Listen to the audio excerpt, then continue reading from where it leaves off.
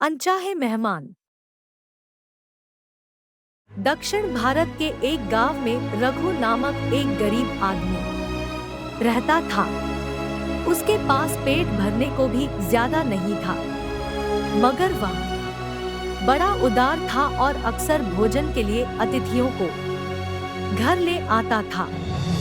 रघु की पत्नी ललिता अपने पति से प्रेम तो करती थी, मगर वह उसकी यह बात समझ नहीं पाती थी कि जब अपने लिए ही पर्याप्त भोजन नहीं है तो मेहमानों को खाने पर बुलाने का क्या अर्थ है।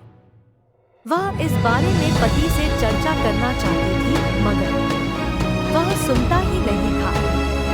एक दोपहर ललिता खिड़की से बाहर देख रही थी, तब उसने 3 हट्टे-कट्टे आदमियों को उसकी ओर आते देखा। उसने सोचा, है भगवान, क्या वह कभी नहीं सीखेगा? उसने उन्हें भोजन के लिए बुलाया है, मैं इन सबके लिए कहाँ से खाना लाऊं? उसने फिर बाहर देखा, वे गेट के पास आ गए थे। ललिता ने जल्दी से सोचा, मुझे इस पागलपन को खत्म करना होगा। वह रसोई की ओर भागी और उसने सिलबट्टों पर कुछ फूल रखकर उसे बैठक में सजा दिया।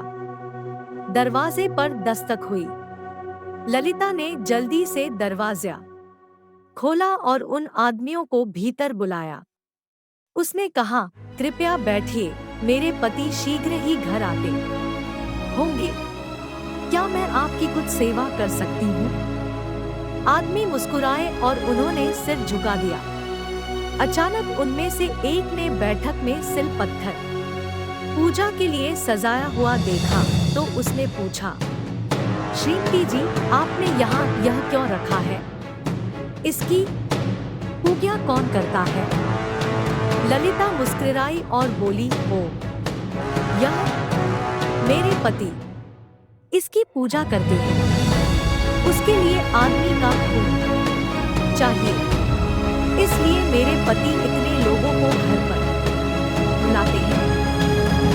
जब वे आएंगे तब वे आपका खून निकालने के लिए उस पत्थर को लेकर आपके सिर पर दे मारेंगे। इस देवी को संतुष्ट करने का यही तरीका है। आदमी भयभीत हुए दिखाई पड़े, परंतु ललिता आगे बोलती गई, मैंने लाखों बार उन्हें मना किया है। वह खिड़की की ओर मुड़कर बोली, आ। वे आ गए। वह एक क्षण में यहाँ पहुँच जाएंगे। आदमी आगे सुन न सके। वे उठे और दरवाजे से बाहर रघु के सामने से निकल भागे। रघु चकित था। वह ललिता की ओर मुड़ा और बोला, इन्हें क्या हुआ है? ललिता ने कहा, मुझे नहीं मालूम। उन्होंने यह पत्थर देखा और इसे मांग रहे थे, परंतु मैंने कहा वे यह नहीं ले सकते, इसलिए वे बाहर चले गए। रघु ने पत्थर उठाया और उनके पीछे भागने लगा। वह चिल्लाया, लीजिए, आप ले जाइए, मैं आपको यह देता हूँ, मैं इसे आपको देता हूँ। जब उन आदमियों ने रघु को उनका पीछा करते देखा तो वे और तेजी से भागने लगे। थोड़ी देर बाद रघु वापस लौटा। उसने निश्चय किया कि उन आदमियों के पीछे भागना अब बेकार है। उसने पत्थर पत्नी को वापस दिया और कहा, उन्हें क्या हुआ मुझे मालूम नहीं। जो भी हो, चलो हम भोजन करें। कुछ दिनों के बाद रघु ने कुछ लोगों को भोजन पर बुलाया, मगर जब किसी ने भी नहीं स्वीकारा तो वह चकित रह गया। हुआ क्या था वह समझ नहीं पाया।